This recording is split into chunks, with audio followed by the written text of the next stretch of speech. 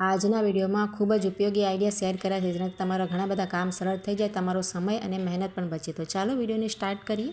તો જો આ રીતે આપણે કોબી છે ને ક્યારેક એકદમ ઝીણી જોઈએ સંભારા માટે, કે પછી આપણે કોઈ ચાઇનીઝ આઇટમમાં નાખતા હોય ને નૂડલ્સ વગેરેમાં, કે તો આ રીતે છરીથી કાપીએ ને તો ટાઈમ પણ ખૂબ જ જાય છે અને એકદમ જાડી જાડી કપાય છે. તો તમને એકદમ ઝીણી કોબી કાપવા માટે અને એકદમ ફટાફટ માટેની આ ટિપ્સ છે. જુઓ, આ રીતે પિલર આવે છે ને, આ રીતે આપણે છોલતા હોઈએ બટેટા ડુંગળી, એનાથી આપણે આ રીતે કોબી કટ કરીશું ને તો આપણે બે ફાયદા થશે. જો આ રીતે આપણે ઝીણી કોબી એકદમ કપાશે અને એકદમ ફટાફટ થઈ જશે. તમે આ રીતે જો, તમને કાપીને બતાવું છું કેટલી ઝીણી ઝીણી કોબી કપાય છે અને વાર પણ નથી લાગતી. જો આ રીતે આપણને છરી વગેરે આપણે લાગવાની પણ બીક નહીં રહે.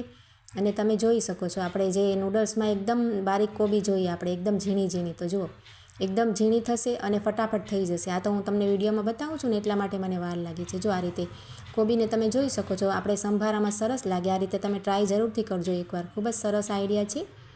અને આ જો આપણે છરીથી કટ કરી છે એ કેટલી મોટી છે. તો આ રીતે આપણે કટ કરીને તમે ટ્રાય જરૂરથી કરજો અને સારો લાગે તો લાઇક કમેન્ટ પણ જરૂરથી કરજો. તો ચાલો નેક્સ્ટ આઈડિયા જોઈ લઈએ. તો જો આ રીતે આપણે અડદના પાપડ શેકવાના હોય ને, આ રીતે ગેસ ઉપર ફ્લેમ ઉપર આપણે શેકીએ ડાયરેક્ટ જ, તો આપણે હાથ બળવાની પણ બીક રહે. કોઈ છોકરીઓને આ રીતે ના ફાવતો હોય અને પાપડ છે ને ફટાફટ બળી જાય છે. જો આ રીતે આપણે હજી તો આમ ફેરવતા હોઈએ ને, પાપડ એકદમ આ રીતનું થઈ જાય, કાળું ને લાલ થઈ જાય અને તેનો સ્વાદ પણ સારો ના લાગે, જો કડવા જેવું લાગે. તો તેના માટે શું કરવાનું, જો આ રીતે કાંટા ચમચી તો આપણે ઘરમાં હોય જ છે ને, તો આ રીતે તેમાં પરોવી દેવાનું. જો આ રીતે હું તમને નજીકથી બતાવું છું, આ રીતે.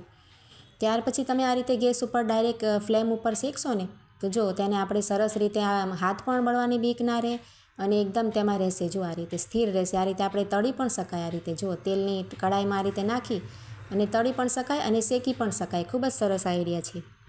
ત્યાર પછી જો આ રીતે આપણે ફ્રીજમાં છે ને કંઈ પણ જમાવવા રાખતા હોય ને, આ રીતે સ્ટીલનું વાસણ હોય કે પ્લાસ્ટિકનું વાસણ હોય, તો બરફ મૂકીએ કે આઈસ્ક્રીમ મૂકીએ ઉનાળામાં, તો છે ને આમાં ચોંટી જતું હોય છે. તમે જોયું હશે, ફ્રીઝરમાંથી નીકળે નહીં અને આપણને આમ ખેંચીને કાઢવું પડે. તો તેના માટે છે ને આપણે કોઈ પણ વાસણની ઉપર છે ને આ રીતે જરાક અમથું તેલ હાથમાં લઈને લગાવવાનું. જો આ રીતે મેં જરાક તેલ લીધું છે, વધારે આપણે ફ્રીજ ખરાબ થાય એવું નહીં લગાવવાનું. જરાક અમથું લગાવીને ત્યાર પછી તમે કોઈ પણ વસ્તુ રાખશો ને, આ રીતે સ્ટીલના વાસણમાં કે પ્લાસ્ટિકનો ડબ્બો પણ રાખશો ને, તો ચોટશે નહીં ફ્રીજમાં, એકદમ તરત તમારે નીકળી જશે. ત્યાર પછી જો આ રીતના આપણે મોજા છે ને, ઘણી બધી જોડી બાળકોની તો હોય જ, હમણાં શિયાળામાં તો ખૂબ જ હોય છે, 3, 4, 5 જોડી તો કપડામાં હોય જ છે. તો વોશિંગ મશીનમાં નાખીએ ને તો છે ને આપણને ગોતવા પડે. આ રીતે બાળકોની સ્કૂલ માટે જોઈતા હોય તો આપણે તેને સૂકવવા પણ હોય. તો જો આ રીતે આપણે શું કરવાનું, બધા મોજા જેટલા પણ હોય ને તેને આ રીતે આપણે એકબીજા ઉપર સેટ કરી લેવાના. જુઓ આ રીતે સેટ થઈ જાય ને આપણે સરસ. ત્યાર પછી આપણે આ રીતનું, આપણી પાસે રબડ તો હોય છે ને, આ રીતે કોઈ પણ રબડ તમારે લઈ લેવાનું અને આ રીતે આપણે પરોવી દઈએ ને રબડમાં, તો તમારે મોજા સરસ આપણે ખોવાશે પણ નહીં અને ધોવાઈ પણ જાય છે, એમાં મેલા નથી રહેતા. જો આ રીતે આપણે છૂટા છૂટા જરાક ઉપરથી પણ કરવાના અને આ રીતે કરીને તમે વોશિંગ મશીનમાં નાખશો ને તો એકબીજામાં વીંટળાશે પણ નહીં અને મોજા તરત જ મળી જાય, જેટલી આપણે જોડી જોઈતી હોય એટલી. અને હમણાં જુઓ શિયાળો છે એટલે આપણે છે ને તડકો પણ બરાબર ના આવે ને, એકદમ ઠંડા ઠંડા અને ભીના મોજા જરાક જરાક રહી ગયા હોય ને, તો તેને સુકાવવા માટેની તમને એક સરસ ટિપ્સ બતાવું છું. આપણે ક્યારેક બાળકને સવારે જવું હોય કે આપણે પણ રાત્રે પહેરવું હોય અને મોજા આ રીતે ભીના હોય ને તો ઠંડી લાગે, તો તેના માટે આપણે આ રીતનું ડ્રાયર હોય ને આપણી પાસે, હેર ડ્રાયર, તે આપણે લઈ લેવાનું. અને જો આ રીતે તેને ઉપરના ભાગે આ રીતે કરી અને આપણે ચાલુ જરાક કરી દેવાનું. જરાક અમથું આપણે કરીએ તો ગરમ આવવાથી સરસ આપણે મોજું સુકાઈ જશે અને આપણને પગમાં પહેરીએ એટલે ઠંડુ પણ ના લાગે. કદાચ બાળકોને તો શરદી થઈ જાય, એટલે આ રીતે તમે ટ્રાય કરી શકો. ત્યાર પછી જો આ રીતના આપણે શર્ટ હોય ને ઇસ્ત્રી કરવાના, તેને તમને ઘડી કરવાની ખૂબ જ સરસ ટિપ્સ બતાવું છું. એકદમ ફટાફટ થશે અને એકદમ નાની સરસ ઘડી થશે, તમને ખૂબ જ ગમશે. જુઓ આ રીતે આપણે સ્લીવ્સને એકબીજા ઉપર રાખી દેવાની. જુઓ પાછળ આપણે ફેરવી નાખવાનું, આપણે કરીએ છીએ એમ ફેરવી નાખ્યું છે અને સ્લીવ્સને આ રીતે રાખી અને ત્યાર પછી અહીંયાથી આપણે નીચેથી લેવાનું. જો એક વખત અને બીજી વખત પણ આ રીતે તેની ઉપર જ રાખવાનું. જુઓ તમે બરાબર જોશો એટલે તમને સમજાઈ જશે.